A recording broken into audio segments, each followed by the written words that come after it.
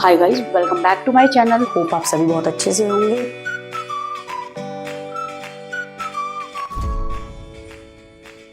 Hi students, a very warm welcome to my channel. Hope आप सभी बहुत अच्छे से होंगे। आज की जो मैं वीडियो लेकर के आई हूँ वो क्लास 12th के स्टूडेंट के लिए लाई हूँ, जिसके अंदर मैं आपको बताऊंगी सीयूटी का इकोनॉमिक्स का सिलेबस। और देखिए बेटा, जब हम कोई भी एग्जाम देने जाते हैं तो हमें सबसे पहले क्या चीज करनी चाहिए? हमें फर्स्ट स्टेप जो है हमें देख लेना चाहिए कि हमारा सिलेबस उस सब्जेक्ट का क्या है। तो इसीलिए मैं आज आपको इकोनॉमिक्स डोमेन उसका सिलेबस बताने आई हूँ।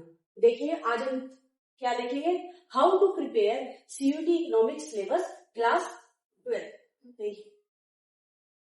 देखिए बेटा, अब मैं आपको जो बताऊंगी सीयूटी इकोनॉमिक्स सिलेबस 2024, उससे पहले मैं आपको कुछ पॉइंट्स बताना चाहूंगी जो आपके इस एग्जाम के अंडर है। देखिए बेटा, आपके पेपर में 50 क्वेश्चन आएंगे, जिसमें से आपको 40 क्वेश्चंस करने होंगे और 10 क्वेश्चन जो है आपको उसको वाइजली चूज करना है। क्योंकि कई बार बच्चे क्या करते हैं, 10 क्वेश्चन जो आते हैं उनको तो छोड़ देते हैं और जो क्वेश्चन नहीं आते हैं उसको अटेम्प्ट कर देते हैं। क्योंकि बेटा हर एक सही क्वेश्चन करने पे आपको 5 मार्क्स मिलेंगे और आपको रॉन्ग क्वेश्चन करने पे आपकी नेगेटिव मार्किंग होगी, जिससे होगी वो -1 आपके डिडक्ट होंगे अगर आपने क्वेश्चन गलत करा है। और अगर आपने क्वेश्चन सही करा है तो आपको 5 मार्क्स हर क्वेश्चन का मिलेगा। तो फिर मैं आपको यही बात बोलूंगी, आपको जो 10 क्वेश्चन आप छोड़ेंगे 50 में से और 40 अटेम्प्ट करेंगे तो उसको आप वाइजली चूज करना। मैं फिर बोल रही हूँ, कई बार ध्यान से सुनना, बच्चे वो क्वेश्चन जो आते हैं वो छोड़ देते हैं और जो क्वेश्चन नहीं आते हैं उसको अटेम्प्ट करते हैं और उनका पेपर बेकार हो जाता है क्योंकि नेगेटिव मार्किंग हो जाती है। ठीक है बेटा, और मैं आपको एक बात और बता रही हूँ, जब आप एग्जाम दे लेंगे तो एनटीए जब अपनी की आंसर शीट रिलीज करेगी तो उसके अंदर अगर आपका लिखा हुआ आया ड्रॉप, किसी क्वेश्चन का आंसर दिया और वहां पे ड्रॉप लिखा हुआ है, दैट मीन्स या तो क्वेश्चन गलत दे दिया सीयूटी में, ठीक है, तो उस क्वेश्चन के आपको डोंट वरी, आपको मार्क्स जरूर मिलेंगे। 5 मार्क्स उस क्वेश्चन के आपको मिल जाएंगे अगर उस क्वेश्चन के आगे ड्रॉप लिखा हुआ। ठीक है, तो एनटीए जब अपनी की आंसर शीट रिलीज करेगी आप उसमें से चेक करना, जिस क्वेश्चन के अगर किसी क्वेश्चन पे बाई चांस लिखा हुआ है ड्रॉप तो समझ जाना उसके मार्क्स आपको मिलेंगे। और आपको एक बात और भी इंपॉर्टेंट बतानी है, इकोनॉमिक्स के एग्जाम में सीयूटी के सिलेबस में आपका कुछ 11 के भी चैप्टर्स हैं जो मैं आपको अभी बताऊंगी, उसमें से क्या क्या आएगा उन चैप्टर में से। ठीक है बेटा, और दूसरी बात जो आपको याद रखनी है, आपको पेपर की तैयारी अच्छे से करनी है। बोर्ड एग्जाम से तो ये पेपर इजी ही है क्योंकि इसके अंदर तो एमसीक्यू नहीं है। चलिए फिर हम स्टार्ट करते हैं। ठीक है बेटा, देखिए सबसे पहली यूनिट है आपकी इंट्रोडक्शन टू माइक्रो इकोनॉमिक्स, जो कि क्लास 11th की है, जिसमें से आपका पहला क्वेश्चन है व्हाट इज माइक्रो इकोनॉमिक्स आपको पढ़ना है। और आपको सेंट्रल प्रॉब्लम, जिसके अंदर what to produce, how to produce और फॉर whom टू प्रोड्यूस आपसे पूछा जाएगा। इसमें से कोई भी क्वेश्चन आपको ये तैयार करना है और ये काफी इजी भी है, आपने क्लास 11th में पढ़ा भी होगा। फिर है आपकी second unit consumer behaviour, that means consumer equilibrium and demand, जिसमें से आपको कंज्यूमर इक्विलिब्रियम का मीनिंग करना है। अटेनमेंट यानी achievement of equilibrium through utility approach, that means consumer equilibrium with IC approach, भी जो आपने पढ़ा होगा, इंडिफरेंस कर्व अप्रोच, वही यूटिलिटी अप्रोच है।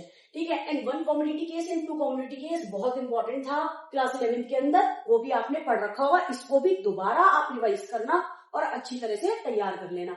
इस चैप्टर में से कंज्यूमर इक्विलिब्रियम और डिमांड में से आपको 6 से 7 क्वेश्चन एमसीक्यू मिलेंगे। ठीक है, सीयूटी में।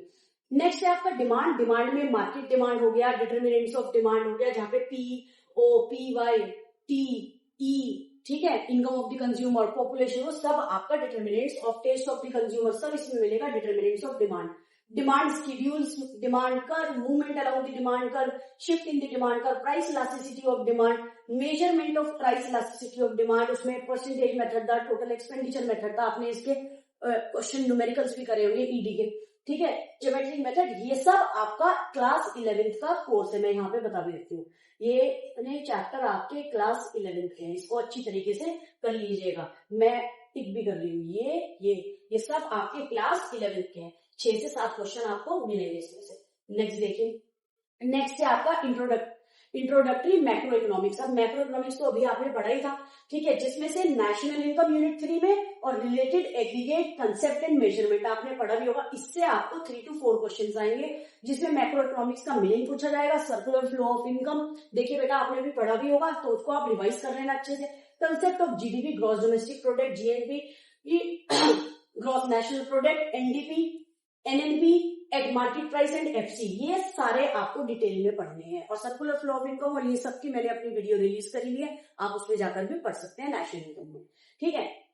अब है आपका measurement of national income, value added method, income method and expenditure method, ये भी मैंने आपको करवाया हुआ है, आप वीडियो देख सकते हैं इसकी, ठीक है बेटा। और आप इसको रिविजन करके देंगे, अभी तो आपका एग्जाम हुआ था, आपको ये आता भी होगा। फिर है आपका determination of income and employment, जो कि आपका एग्रीगेट डिमांड और एग्रीगेट सप्लाई चैप्टर है। तो एडीएस का मीनिंग एंड देयर कंपोनेंट्स, ठीक है। कंपोनेंट्स अगर आपको याद भी हो तो कंपोनेंट्स याद है बेटा, सी प्लस आई प्लस, ठीक है बेटा, आपको याद भी होगा, ठीक है। इसके कंपोनेंट अगर आपको एग्रीगेट डिमांड के कंपोनेंट अगर आपको याद भी हो, आप अच्छी तरीके से इसको कर लीजिएगा, ठीक है। अब आगे चलें, फिर है आपका propensity to consume, propensity to save, average और मार्जिनल, यानी एपीसी, एपीएस, एमपीसी, एमपीएस, ये सब, ठीक है। ये बात समझ में आई बेटे, ठीक है। फिर है आपका, चलिए, मीनिंग ऑफ इनवॉलेंट्री अनएम्प्लॉयमेंट, फिर है आपका फुल एम्प्लॉयमेंट, हम ये पढ़ेंगे, ठीक है। ये आपने पढ़ भी रखा होगा, ये मेरी वीडियो में भी आप देख लीजिएगा। फिर है determination of income and employment two sector model, ये मैंने बहुत अच्छे से पढ़ाया हुआ है बेटा, टू सेक्टर मॉडल वाला, ये भी अच्छे से कर लेना। कंसेप्ट ऑफ इन्वेस्टमेंट मल्टीप्लायर के, जिसको हम बोलते हैं, यानी वर्किंग ऑफ इन्वेस्टमेंट मल्टीप्लायर, मैंने बहुत अच्छे से करा हुआ है, वीडियो को जरूर देख लीजिएगा, ठीक है। प्रॉब्लम ऑफ एक्सेस और डेफिशिट डिमांड, ठीक है बेटा, जिसको हम इन्फ्लेशनरी और डिफ्लेशनरी गैप भी बोलते हैं, ठीक है बेटा। Measure to correct excess and deficit demand, availability credit के साथ, चेंजिंग गवर्नमेंट स्पेंडिंग, बहुत इजी है, इसको अच्छी तरीके से कर लीजिएगा, ये बहुत इंपॉर्टेंट भी है, ठीक है। इसमें से आपको 3 to 4 क्वेश्चन जरूर मिलेंगे एमसीक्यू करने के लिए, ठीक है। और आपको अगर एग्रीगेट डिमांड के कंपोनेंट्स नहीं पता हो, C plus I plus G plus आपका net export X minus M, ठीक है, इसको अच्छी तरीके से कर लेना। कंपोनेंट को मैंने थोड़ा सा बोल के ही छोड़ दिया था, ये आपके कंपोनेंट है एग्रीगेट डिमांड की, ये भी अच्छे से कर लेना अगर आपको याद ना हो, ठीक है। फिर है आपका chapter number 5 money and banking, इसमें से 4 से 5 क्वेश्चन आपको मिलेंगे, जिसमें मनी का मीनिंग, इवोल्यूशन कब बनी थी, फंक्शन, सेंट्रल बैंक के meaning, that mean central bank को आरबीआई भी बोलते हैं, उसके फंक्शन, कमर्शियल बैंक के मीनिंग और फंक्शन। अब आया नेक्स्ट आपका government budget and economic, government budget का मीनिंग, ठीक है, फिर उसके कंपोनेंट, ऑब्जेक्टिव, ठीक है, अच्छी तरीके से मैंने कराई भी थे आपको, आप देख लेना इसको।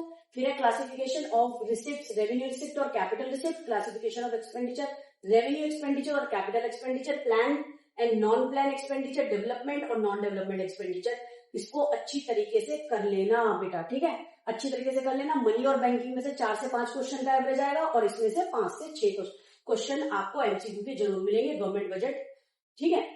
अब है आपका नेक्स्ट पे आ जाइए, balance budget, surplus budget, deficient budget, meaning और implication, revenue deficient, fiscal deficient, primary deficient, इसकी इम्प्लीकेशंस भी अच्छे से देखना, ठीक है बेटे, मीनिंग और इम्प्लीकेशन और मेजर्स टू, ठीक है, contain two correct different deficient, ठीक है, अच्छे से कर लेना है इसे। नेक्स्ट है आपका balance of payment, balance of payment में से 5 क्वेश्चन मिलेंगे आपको। बैलेंस ऑफ पेमेंट की definition, component, foreign exchange rate इसी के साथ होगा, जिसके अंदर फिक्स्ड और variable, advantage and losses, determination by demand and supply, ठीक है, a brief analysis of recent exchange rate issues, इसको अच्छी तरीके से करना। 5 से 6 क्वेश्चन आपको बैलेंस ऑफ पेमेंट और फॉरेन एक्सचेंज रेट में से मिलेंगे। लास्ट चैप्टर आपका आता है इंडिया, पाकिस्तान, चाइना, सॉरी यार, यहाँ पे आएगा अब इंडियन इकोनॉमिक डेवलपमेंट, ठीक है। अब है आपका यूनिट 8 डेवलपमेंट एक्सपीरियंस 1947 से 1990 एंड फिर है आपका economic reform since 1991, a brief summary of the situation of the Indian economy. अच्छी तरीके से बेटा ये सारा का सारा आपको पढ़ाई करनी है। ये कुछ टॉपिक दिए हुए आईपीआर 1956 बहुत इंपॉर्टेंट है, इसको अच्छे से कर लेना। इसमें से आपको 7 से 8 क्वेश्चन मिलेंगे, इस यूनिट को अच्छे से करना, 7 से 8 क्वेश्चन आपको अच्छे से मिलेंगे, ठीक है। फिर है आपका unit 9 current issues confronting the Indian economic, जिसके अंदर से जो आपका ये चैप्टर डिडक्ट हो गया था क्लास 12 के अंदर। याद रखना, आपने पढ़ा भी होगा, भी आपके आउट ऑफ सिलेबस था, ये कट चुका था, ये कोर्स में नहीं था, लेकिन आपको अभी CUET में है, जो कि है poverty, principal poverty alleviation programme. Easy है ये।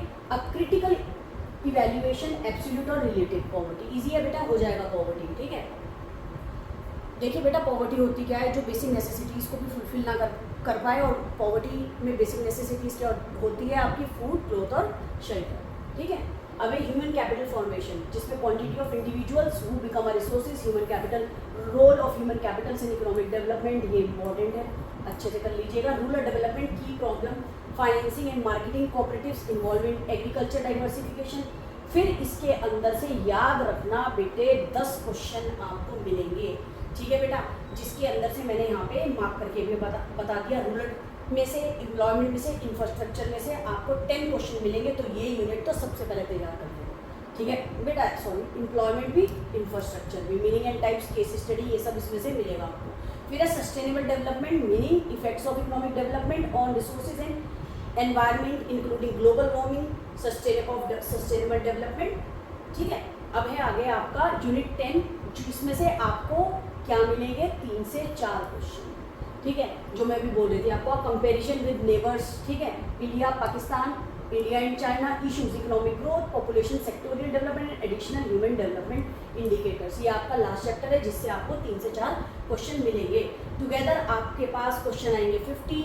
आपको 50 क्वेश्चन में से कितने क्वेश्चन करने हैं, ये बात याद रखना, आपको 40 क्वेश्चंस करने हैं। और जो 10 क्वेश्चन आप लेफ्ट आउट करेंगे, उसको क्या चीज़ करेंगे, आपको चूज वाइजली। ठीक है, उसका सिलेक्शन आपको बहुत वाइजली करना, ताकि आपके मार्क्स बहुत अच्छे आए। याद रखना, इनमें से सिलेक्शन जो करोगे, 40 क्वेश्चंस अटेम्प्ट करने होंगे, उसको 50 क्वेश्चन गिवन होंगे, आपको 40 क्या करने होंगे, अटेम्प्ट। 10 क्वेश्चन जो आप छोड़ोगे, उसको चूज वाइजली।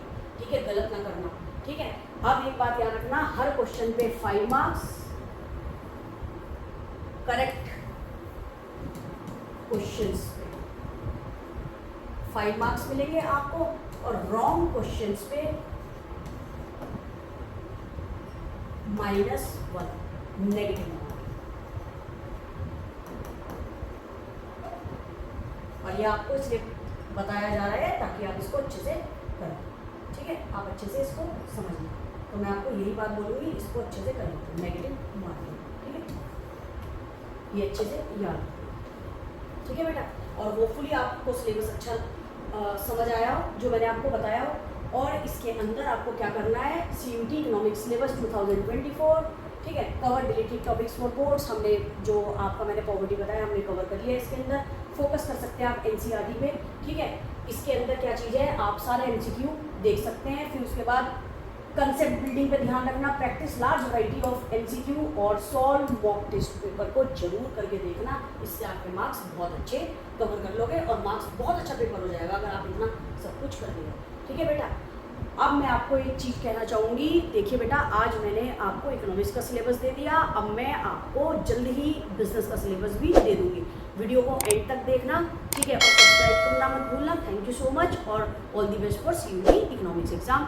ठीक है बेटा, अच्छे से पेपर देकर के आना।